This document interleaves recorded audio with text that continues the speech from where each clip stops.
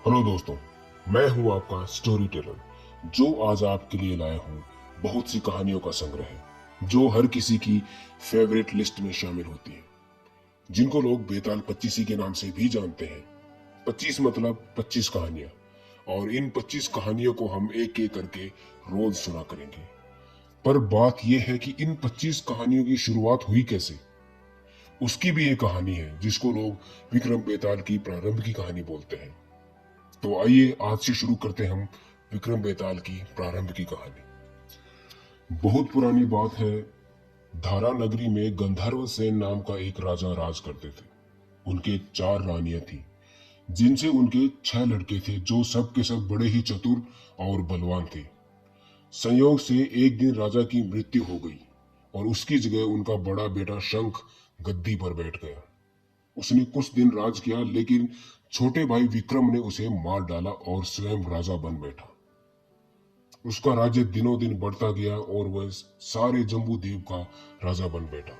एक दिन उसके मन में आया कि उसे घूमकर सैर करनी चाहिए और जिन देशों के नाम उसने सुने हैं उन्हें देखना चाहिए। ये सोचकर राजा विक्रम ने वो गद्दी अपने छोटे भाई भर्तरी को सौंपकर योगी बनकर राज्य से निकल पड़ा। उस नगर में एक ब्राह्मण तपस्या करता था। एक दिन देवता ने प्रसन्न होकर उसे एक फल दिया और कहा कि जो भी इस फल को खाएगा वो अमर हो जाएगा। ब्राह्मण ने वो फल लाकर अपनी पत्नी को दे दिया और देवता की सारी बात बता दी। ब्राह्मणी बोली, हम अमर होकर क्या करेंगे, हमेशा भीख ही मांगते रहेंगे, इससे तो मरना ही अच्छा है हमारा। तुम इस फल को ले जाकर राजा को दे आओ और बदले में कुछ धन ले आओ। ये सुनकर ब्राह्मण फल लेकर राजा भर्तरी के पास गया और सारा हाल कह सुनाया। भर्तरी ने फल ले लिया और ब्राह्मण को 1 लाख रुपए देकर विदा किया। भर्तरी अपनी एक रानी को बहुत चाहता था। उसने महल में जाकर वो फल उसी को दे दिया। रानी की मित्रता शहर के एक कोतवाल से थी। उसने वो फल कोतवाल को दे दिया। कोतवाल एक वेश्या के पास जाया करता था। वो उस फल को उस वेश्या को दे आया। वेश्या ने सोचा कि ये फल तो राजा को खाना चाहिए। वो उसे लेकर राजा भर्तरी के पास गई और उसे दे दिया। भर्तरी ने उसे बहुत सा धन दिया, लेकिन जब उसने उस फल को अच्छी तरह से देखा तो उसने पहचान लिया और उसे बड़ी चोट लगी। पर उसने किसी से कुछ कहा नहीं। उसने महल में जाकर रानी से पूछा कि तुमने उस फल का क्या किया। रानी ने कहा, मैंने उसे खा लिया। राजा ने वो फल निकाल कर रानी को दिखा दिया। रानी घबरा गई और उसने सारी बात सच सच बता दी। भर्तरी ने पता लगाया तो उसे पूरी बात ठीक ठीक मालूम हो गई और वो बहुत दुखी भी हुआ। उसने सोचा ये दुनिया माया जाल है, इसमें अपना कोई नहीं है। वो फल लेकर बाहर आया और उसे धुलवाकर स्वयं खा लिया। फिर राजपाट छोड़कर योगी का भेष बनाकर जंगल में तपस्या करने चला गया। भर्तरी के जंगल में चले जाने से विक्रम की गद्दी सूनी हो गई थी। जब राजा इंद्र को यह समाचार मिला तो उन्होंने एक देव को धारा नगरी की रखवाली के लिए भेज दिया।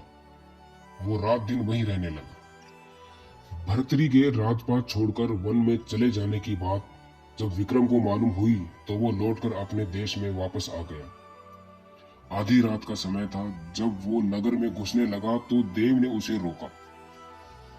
राजा ने कहा, मैं विक्रम हूं, ये मेरा राज्य है, तुम रोकने वाले कौन होते हो। देव बोला, मुझे राजा इंद्र ने इस नगरी की चौकसी के लिए भेजा है। तुम सच्चे राजा विक्रम हो तो आओ पहले मुझसे लड़ो। दोनों में लड़ाई हुई। राजा ने जरा सी देर में देव को पछाड़ दिया। तब देव बोला, हे राजन, तुमने मुझे हरा दिया, मैं तुम्हें जीवन दान देता हूँ। इसके बाद देव ने कहा, राजन, एक नगर और एक नक्षत्र में तुम 3 आदमी पैदा हुए थे। तुमने राजा के घर में जन्म लिया, दूसरे ने तेली के और तीसरे ने कुम्हार के घर में। तुम यहाँ का राज करते हो, तेली पाताल लोक का राज करता है। कुम्हार ने योग साध कर तेली को मारकर शमशान में पिशाच बनाकर सिरस के पेड़ से लटका दिया। अब वो तुम्हें मारने की फिराक में है, उससे सावधान रहना राजा विक्रम। इतना कहकर देव चला गया और राजा महल में आ गया। राजा को वापस आया देख सबको बड़ी खुशी हुई। नगर में आनंद मनाया गया। राजा फिर राज करने लगा। एक दिन की बात है कि शांतिशील नाम का एक योगी राजा के दरबार में आया और उसे एक फल देकर चला गया। राजा को आशंका हुई कि देव ने जिस आदमी को बताया था कहीं ये वही तो नहीं है। ये सोचकर उसने वो फल खाया ही नहीं, भंडारी को दे दिया। योगी आता और राजा को एक फल दे जाता। संयोग से एक दिन राजा अपना अस्तबल देखने गया। योगी ने वहीं पहुंचकर और वो फल राजा को दे दिया। राजा ने उसे उछाला तो हाथ से छूटकर धरती पर गिर पड़ा। उसी समय एक बंदर ने झपट कर उसे उठा लिया और तोड़ डाला। उसमें से एक लाल निकला, जिसकी चमक से सबकी आंखें चौंधिया गई। राजा को बड़ा अचरज हुआ। उसने योगी से पूछा, आप ये लाल मुझे रोज क्यों दे जाते हैं? योगी ने जवाब दिया, महाराज, राजा, गुरु, ज्योतिषी, वैद्य और बेटी, इनके घर कभी खाली हाथ नहीं जाना चाहिए। राजा ने भंडारी को बुलाकर पीछे के सब फल मंगवा लिए। तोड़वाने पर उनमें से सब में एक एक लाल निकला। इतने लाल देखकर राजा को बड़ा हर्ष हुआ। उसने जौहरी को बुलवाकर उनका मूल्य पूछा। जौहरी बोला, महाराज, ये लाल इतने कीमती हैं कि इनका मोल करोड़ों रुपए से भी नहीं आंका जा सकता। एक एक लाल एक एक राज्य के बराबर है। ये सुनकर राजा योगी का हाथ पकड़कर गद्दी पर ले गया और बोला, योगीराज, आप सुनी हुई बुरी बातें दूसरों के सामने नहीं कही जाती। राजा उसे अकेले में ले गया। वहां जाकर योगी ने कहा, महाराज, ये बात है कि गोदावरी नदी के किनारे मसान में मैं एक मंत्र सिद्ध कर रहा हूँ। उसके सिद्ध हो जाने पर मेरा मनोरथ पूरा हो जाएगा। तुम एक रात मेरे पास रहोगे तो मंत्र भी सिद्ध हो जाएगा। एक दिन रात को हथियार बांधकर तुम अकेले मेरे पास आ जाना। राजा ने कहा, अच्छी बात है। इसके उपरांत योगी दिन और समय बताकर अपने मठ में चला गया। वो दिन आने पर राजा अकेला वहां पहुंचा। योगी ने उसे अपने पास बिठा लिया। थोड़ी देर बैठकर राजा ने पूछा, महाराज, मेरे लिए क्या है? योगी ने कहा, राजन, यहाँ से दक्षिण दिशा में 2 कोस की दूरी पर मसान में एक सिरस के पेड़ पर एक मुर्दा लटका है। उसे मेरे पास ले आओ, तब तक मैं यहाँ पूजा करता हूँ। सुनकर राजा विक्रम वहां से चल दिया। बड़ी भयंकर रात थी। चारों ओर अंधेरा फैला था। पानी बरस रहा था। भूत प्रेत शोर मचा रहे थे। सांप आ आकर पैरों में लिपट रहे थे। लेकिन राजा विक्रम हिम्मत से आगे बढ़ता गया। जब वो मसान में पहुंचा तो देखता है कि वहां पर शेर दहाड़ रहे हैं, हाथी चिंगाड़ रहे हैं, भूत प्रेत आदमियों को मार रहे हैं। मगर फिर भी राजा बेधड़क चलता गया और सीरस के पेड़ के पास जा पहुंचा। पेड़ जड़ से लेकर फुनगी तक पूरा आग से दहक रहा था। राजा ने सोचा, हो न हो ये वही योगी है जिसकी बात देव ने बताई थी। पेड़ पर रस्सी से बंधा मुर्दा लटक रहा था।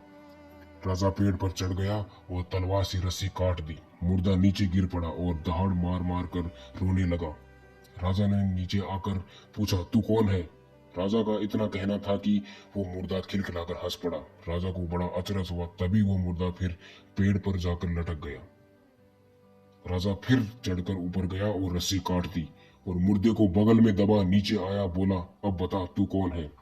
मुर्दा चुप रहा। तब राजा ने उसे एक चादर में बांधा और योगी के पास ले चला। रास्ते में वो मुर्दा बोला, मैं बेताल हूँ। तू कौन है और मुझे कहाँ ले जा रहा है? राजा विक्रम ने कहा, मेरा नाम विक्रम है। मैं धारा नगरी का राजा हूँ। मैं तुझे योगी के पास ले जा रहा हूँ। इतना सुनकर बेताल ने राजा विक्रम से कहा, राजा विक्रम, मैं तेरे साथ चल चलूंगा, मगर मेरी एक शर्त है। और वो शर्त यह है कि मैं तुझे एक कहानी सुनाऊंगा। अगर रास्ता काटना है तो कहानी सुननी ही पड़ेगी और तू बीच में नहीं बोलेगा। जैसे ही तू बीच में बोला, मैं वापस जाकर पेड़ पर लटक जाऊंगा। बोलो, शर्त मंजूर है? राजा विक्रम ने कहा, मुझे शर्त मंजूर है, आप मुझे कहानी सुनाइए। इतना सुनकर बेताल राजा विक्रम को कहानी सुनाना शुरू करता है और इसी तरह शुरुआत हुई है उन 25 कहानियों की जिनको लोग बेताल 25 के नाम से भी जानते हैं। और आज से शुरुआत होती है विक्रम बेताल की वो पहली कहानी, जो हम अगले दिन शुरू करेंगे।